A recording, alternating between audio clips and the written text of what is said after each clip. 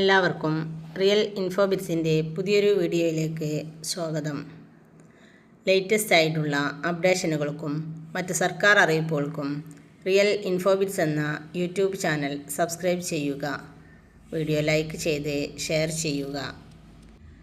നാളെ 2026 മാർച്ച് 1 നാളെ മുതൽ നമ്മൾ ഉപയോഗിക്കുന്ന വാട്സാപ്പ്, ഫേസ്ബുക്ക്, ഇൻസ്റ്റാഗ്രാം ഒക്കെ നമ്മുടെ ഫോണിൽ ലഭിക്കാൻ കുറച്ച് കാര്യങ്ങൾ ശ്രദ്ധിക്കേണ്ടതുണ്ട്.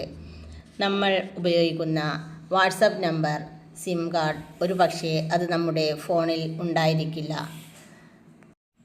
അതുപോലെ തന്നെ വാട്സാപ്പ് വെബ് ഉപയോഗിക്കുന്ന കമ്പ്യൂട്ടറുകളും അതുപോലെ ലാപ്ടോപ്പുകളിലും നമുക്ക് ഈ പ്രയാസം നേരിടാൻ സാധ്യതയുണ്ട്.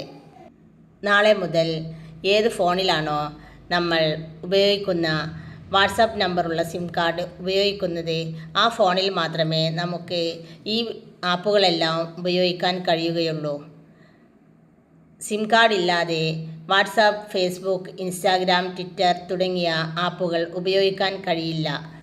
സിം കാർഡ് മാറ്റിയാൽ സോഷ്യൽ മീഡിയ ആപ്പുകൾ നമ്മുടെ ഫോണിൽ പ്രവർത്തിക്കാത്ത സംവിധാനമാണ് സിം ബൈൻഡിംഗ് എന്ന സംവിധാനം. സിം ബൈൻഡിംഗ് എന്ന ഈ നിയമമാണ് കേന്ദ്ര ടെലികോം വകുപ്പ് നാളെ മുതൽ രാജ്യത്ത് നടപ്പിലാക്കാൻ പോകുന്നത്. രാജ്യത്ത് വർദ്ധിച്ചു വരുന്ന സൈബർ തട്ടിപ്പുകളും ഡിജിറ്റൽ അറസ്റ്റ് ഉൾപ്പെടെയുള്ള കുറ്റകൃത്യങ്ങളും തടയുക എന്ന ലക്ഷ്യത്തോടു കൂടിയാണ് രാജ്യത്ത് ടെലികോം വകുപ്പ് ഈ നിയമം കൊണ്ടുവന്നിട്ടുള്ളത്. നിലവിൽ വാട്സാപ്പ് പോലെയുള്ള ആപ്പുകൾ ഇൻസ്റ്റാൾ ചെയ്യുമ്പോഴുള്ള OTP ലഭിച്ച് ഒരിക്കൽ വെരിഫിക്കേഷൻ നടത്തിയാൽ പിന്നീട് സിം കാർഡ് ഫോണിൽ ഇല്ലെങ്കിലും നമുക്ക് ആപ്പ് പ്രവർത്തിക്കാൻ കഴിയും. എന്നാൽ ഇനി മുതൽ സിം ബൈൻഡിംഗ് എന്ന സംവിധാന പ്രകാരം ഏത് ഫോണിലാണോ സിം കാർഡ് സജീവമായിട്ടുള്ളത്, ആ ഫോണിൽ മാത്രമേ നമുക്ക് ഈ ആപ്പുകൾ ഉപയോഗിക്കാൻ കഴിയുകയുള്ളൂ. പുതിയ നിയമപ്രകാരം നിങ്ങളുടെ ഫോണിൽ നിന്നും സിം ഊരി മാറ്റുമ്പോഴും അതുപോലെ നിഷ്ക്രിയമായി ഇരിക്കുന്ന സമയത്തും വാട്സാപ്പ് പോലുള്ള ആപ്പുകൾ പ്രവർത്തിക്കാൻ കഴിയില്ല. ഇതുപോലുള്ള ആപ്പുകൾ നമ്മുടെ ഫോണിൽ പ്രവർത്തിക്കണമെങ്കിൽ സിം കാർഡ് വീണ്ടും ഫോണിൽ സജീവമായിരിക്കണം. ഇത് തട്ടിപ്പുകാർ വ്യാജമായി മറ്റൊരാളുടെ സിം കാർഡ് ഉപയോഗിക്കുന്നത് തടയാനാകും. വാട്സാപ്പ് ചട്ടം പാലിക്കുന്നതിനായുള്ള ഒരുക്കങ്ങൾ തുടങ്ങിയിരിക്കുന്നു. വാട്സാപ്പിൻ്റെ ബീറ്റ പതിപ്പിൽ സിം ബൈൻഡിങ്ങിനായുള്ള അപ്ഡേഷൻ കണ്ടെത്തിയതായിട്ടുള്ള റിപ്പോർട്ടുകളുണ്ട്.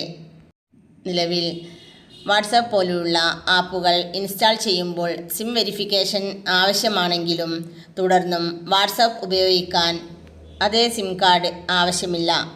ഇത് തട്ടിപ്പുകൾക്കും കുറ്റകൃത്യങ്ങൾക്കും കാരണമായിത്തീരുന്നു.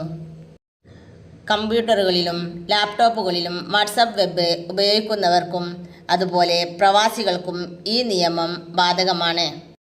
ഈ നിയമപ്രകാരം കമ്പ്യൂട്ടറുകളിലും ലാപ്ടോപ്പുകളിലും വെബിൽ ഓരോ 6 മണിക്കൂർ കഴിയുമ്പോഴും തനിയെ ലോഗൌട്ട് ആയിരിക്കണം.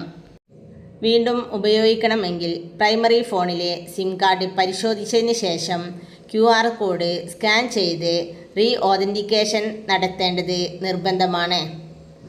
ഉപയോക്താക്കൾ തങ്ങളുടെ രജിസ്റ്റേർഡ് സിം കാർഡ് ഫോണിൽ തന്നെ ഉണ്ടെന്ന് ഉറപ്പുവരുത്തണം. നിശ്ചിത സമയത്തിന് ശേഷം രജിസ്റ്റേർഡ് സിം കാർഡ് ഫോണിൽ ഉണ്ടോ എന്ന് വാട്സാപ്പ് പരിശോധിക്കും. ഫോണിൽ നിന്നും സിം കാർഡ് ഊരി മാറ്റിയാൽ ആപ്പുകളുടെ പ്രവർത്തനം നിലക്കും.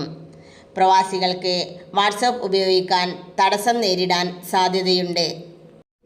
ഇൻഫർമേറ്റീവായ ഈ വിവരം മറ്റുള്ളവരിലേക്ക് കൂടി ഷെയർ ചെയ്യുക.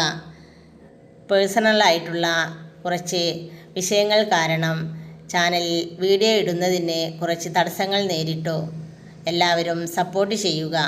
വീഡിയോ ഇഷ്ടമായാൽ ലൈക്ക് ചെയ്ത് ഷെയർ ചെയ്യുക. അടുത്ത വീഡിയോയുമായി കാണും വരെ ഓക്കെ, ബൈ ബൈ.